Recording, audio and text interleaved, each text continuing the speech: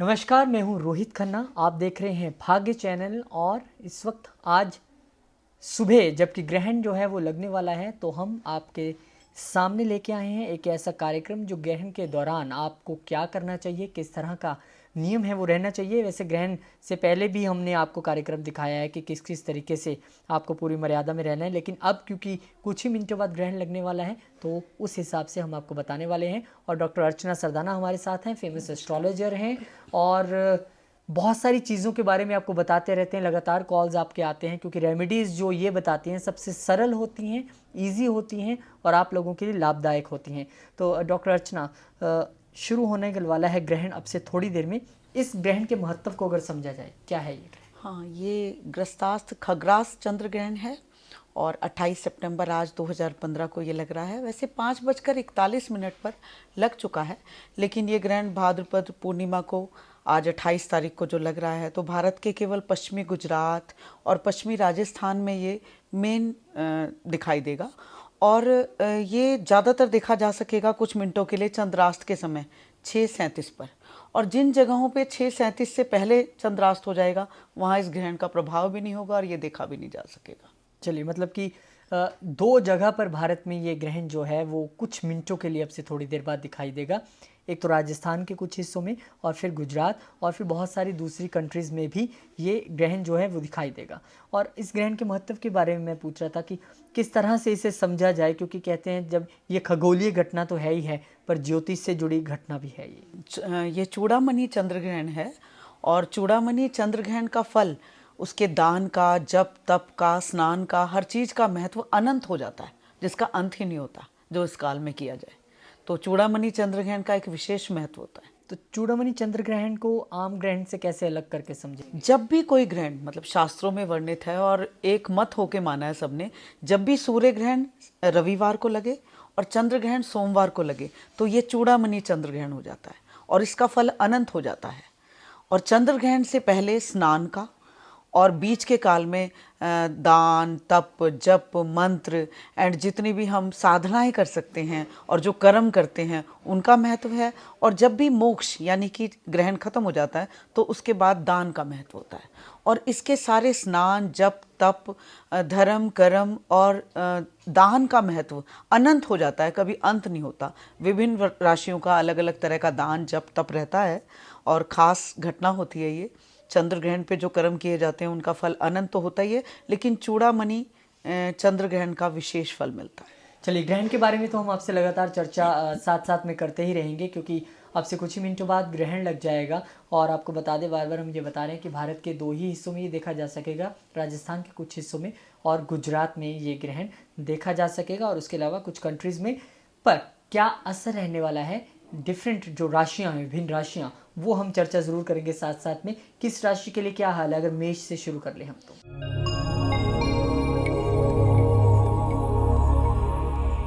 मेष राशि वालों पर इसका प्रभाव हानि वाला है, कष्ट और हानि का प्रभाव है।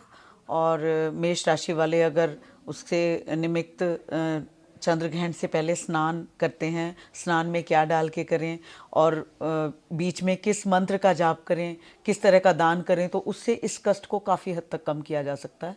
और ग्रहण के होने वाले फल का 2.5 से 3 महीने तक लगातार प्रभाव पड़ता रहता है। जो भी ग्रहण में अच्छा या बुरा जिस राशि जिस इंसान पे फल मिलेगा पड़ेगा उसका असर 2.5 से 3 महीने तक देखा जा सकेगा। और ये मीन राशि पे पड़ रहा है ग्रहण, क्योंकि जहाँ चंद्र होते हैं जिस राशि में उस वक्त ग्रहण पड़ता है उसका असर उस राशि पर सबसे अधिक होता है। उसी राशि के चंद्र के हिसाब से 12 की 12 राशियों पर इसका प्रभाव पड़ेगा। तो ये मीन राशि और उत्तरा भाद्रपद नक्षत्र पे ग्रहण पड़ रहा है। चलिए, ठीक है, ये तो हमने जान लिया किस राशि पे ये ग्रहण पड़ रहा है और मेष के बारे में भी आपने जान लिया। और आगे बढ़ लेते हैं और बात करते हैं हम टॉरस यानी कि वृषभ राशि की।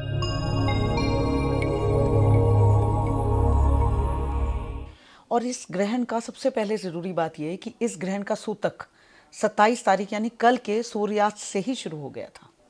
सूतक शुरू हो चुका है। सूतक शुरू हो चुका था। और जो लोग बहुत ज़्यादा जागरूक होते हैं, धार्मिक होते हैं, उन लोगों को सूतक का भी विचार होता है।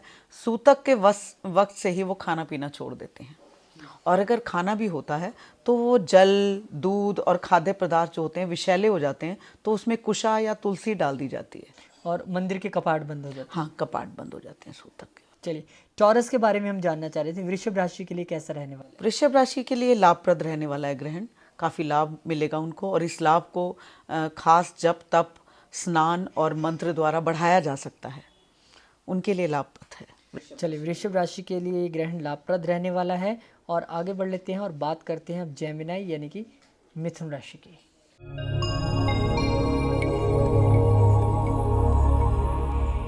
मिथुन राशि वालों के लिए रोग और कष्ट देने वाला है ये ग्रहण, शारीरिक कष्ट दे सकता है और उनको थोड़ा सा अपने सुख, मानसिक और शारीरिक सुख का विशेष ध्यान रखना होगा इस ग्रहण के लिए। चलिए, मिथुन राशि वालों को थोड़ा सा अपना ध्यान रखने की ज़रूरत है। और जैसे कि अब से कुछ ही देर बाद ये चंद्र ग्रहण जो है वो शुरू होने वाला है और ये चंद्र ग्रहण भारत के 2 हिस्सों में देखा जा सकेगा। इस ग्रहण का क्या असर आपकी राशि पर पड़ने वाला है वो हम बातचीत कर रहे हैं और डॉक्टर अर्चना सरदाना लगातार आपको बता रही हैं कि किस तरह से ग्रहण का महत्व क्या है और किस तरह से ये ग्रहण जो है वो आपके लिए महत्व रखने वाला है।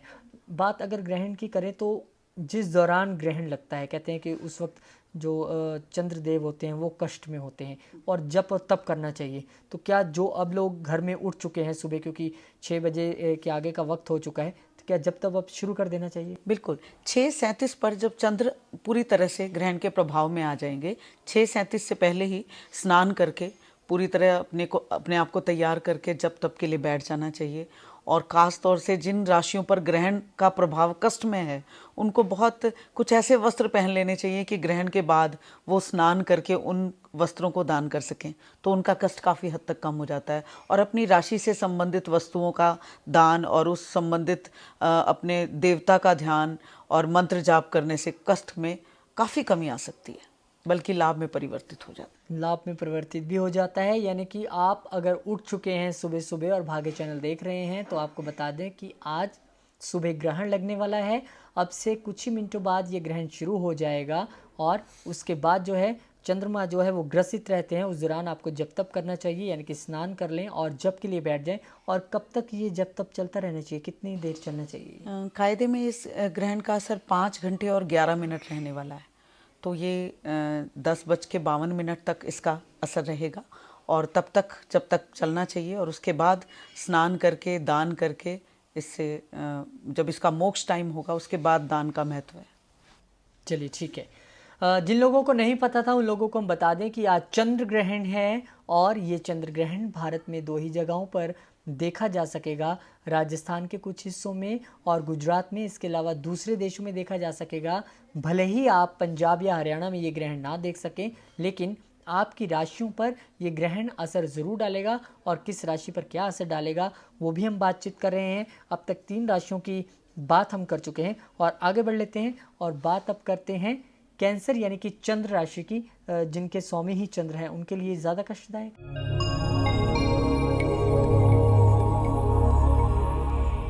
कर्क राशि वालों पर कष्टदायक तो उनके संतान संबंधी कष्ट और भाग्य में थोड़ा कष्ट अवरोध पैदा करता है, क्योंकि भाग्य स्थान पे ये ग्रहण लग रहा है। वैसे भी हमेशा कर्क राशि पे इसका प्रभाव ज़्यादा दिखता है, क्योंकि कर्क राशि चंद्र राशि है और बहुत सेंसिटिव राशि है, उस पर चंद्र का प्रभाव सबसे ज़्यादा पड़ेगा, क्योंकि उनके तो ईशी चंद्र हैं। उनके ईशी चंद्र हैं। चलिए, कर्क राशि वालों, आपको बता दिया गया है कि ग्रहण आपको किस तरह से प्रभावित करने वाला है। और हम आगे बढ़ते हैं और बात कर लेते हैं अब सिंह यानी कि लियो की।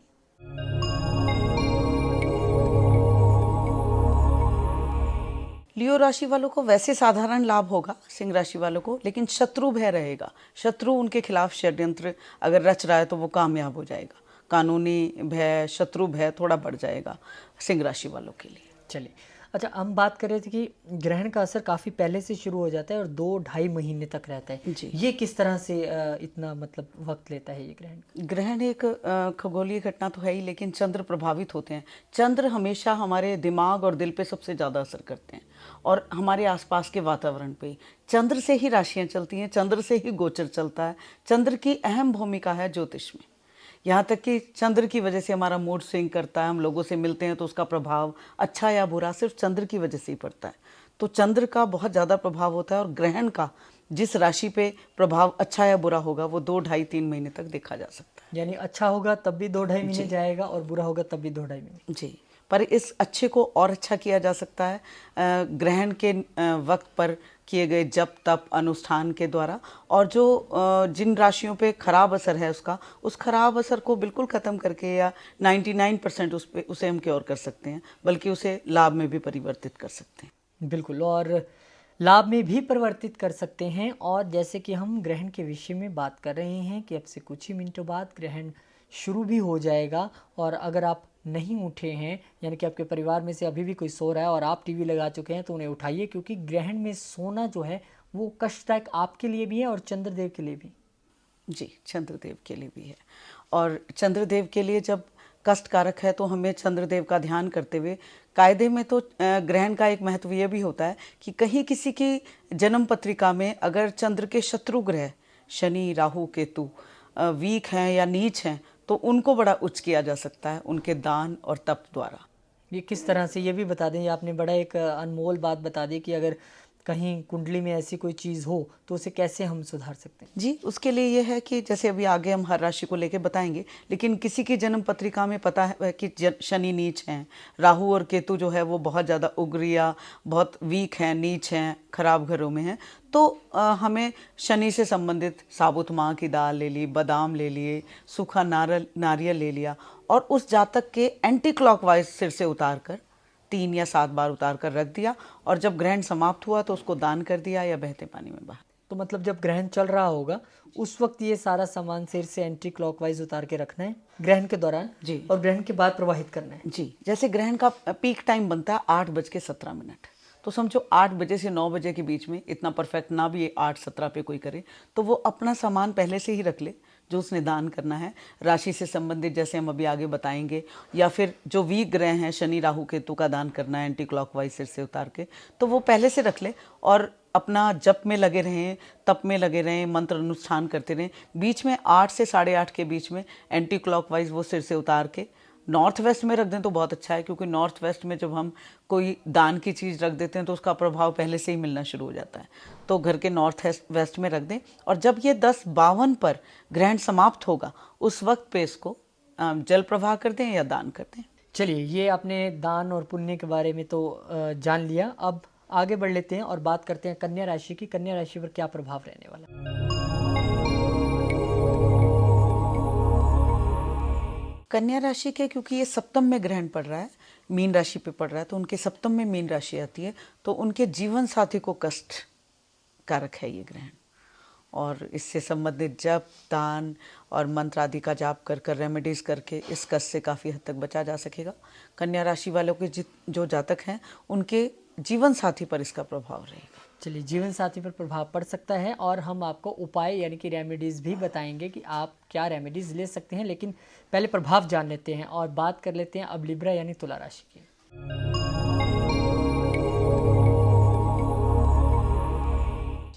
तुला राशि वालों को इस ग्रहण के बाद गुप्त चिंता और रोग घेर लेंगे, मानसिक चिंताएं रहेंगी, गुप्त चिंता ऐसी रहेंगी जिनको वो बहुत ज़्यादा डिस्कस भी नहीं कर सकेंगे, शत्रु बहुत प्रभाव में आ जाएंगे और वो अपने भी शत्रुवत दिखाई देंगे, ऐसा सा माहौल हो जाएगा, प्लस हेल्थ बहुत वीक हो जाएगी।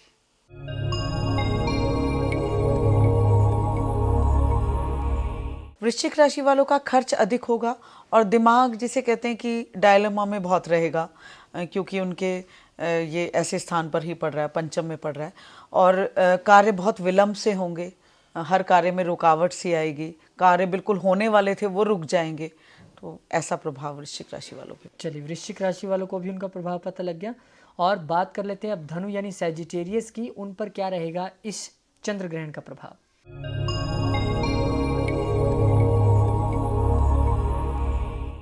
धनु राशि वालों के 4th हाउस में पड़ रहा है, उनकी कार्य सिद्धि होगी। जो भी रुके कार्य थे धनु राशि वालों के लिए ग्रहण सबसे अच्छा साबित होगा, उनकी कार्य सिद्धि होने लग जाएगी, काम बिल्कुल अचानक बनने लग जाएंगे, बल्कि काफ़ी देर से बहुत परेशानी से अगर जूझ रहे थे तो इस ग्रहण के बाद अच्छी स्थिति में पाएंगे धनु राशि वाले। चलिए, धनु राशि वालों के लिए कुल मिला के ग्रहण अच्छा रहने वाला है बाकी राशियों के मुकाबले। और आगे बढ़ लेते हैं, बात करते हैं अब कैप्रिकॉन यानी मकर राशि की। मकर राशि वालों को लिए गेन करेगा ये, क्योंकि शनि की स्थिति अच्छी है और मकर राशि वालों के 3rd हाउस में ये ग्रहण लग रहा है, उनको पराक्रम चाहे बहुत ज़्यादा बड़ा चढ़ा नहीं भी लगेगा, लेकिन धन लाभ बहुत होगा। जो पिछले दिनों इन्वेस्टमेंट की थी या कोई भी काम की शुरुआत की थी वो उछाल पे आएगा। मकर राशि वालों के लिए भी अच्छा प्रभाव इस ग्रहण का होगा। चलिए, मकर राशि वालों के लिए भी ये ग्रहण अच्छा रहने वाला है। और अब बात कर लेते हैं आगे बढ़कर कुंभ राशि की।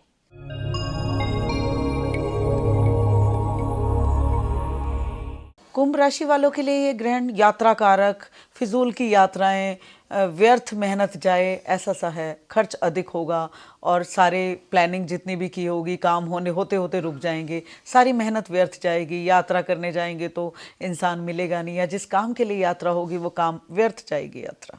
चलिए, कुंभ राशि वालों के लिए उतना अच्छा नहीं है जितना कि मकर राशि वालों के लिए है। पर मीन राशि जिसमें कि ये ग्रहण लग रहा है, उनके लिए कैसा है ये ग्रहण?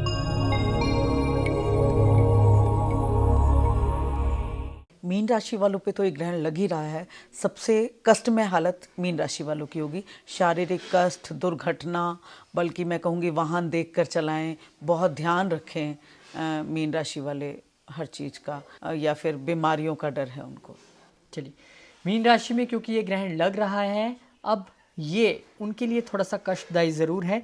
लेकिन आगे बढ़ लेते हैं और बात अब करेंगे कि आखिर कैसे ये ग्रहण कष्टदायी तो है कुछ राशियों के लिए, पर उपाय क्या है, क्या जप तप हो, क्या पूजा हो, उस पर भी हम बात करेंगे। ग्रहण जो है उसके विषय में हम विस्तार से चर्चा कर रहे हैं, लेकिन एक छोटे से ब्रेक के लिए रुकेंगे और तब तक आप बने रहिए भाग्य के साथ।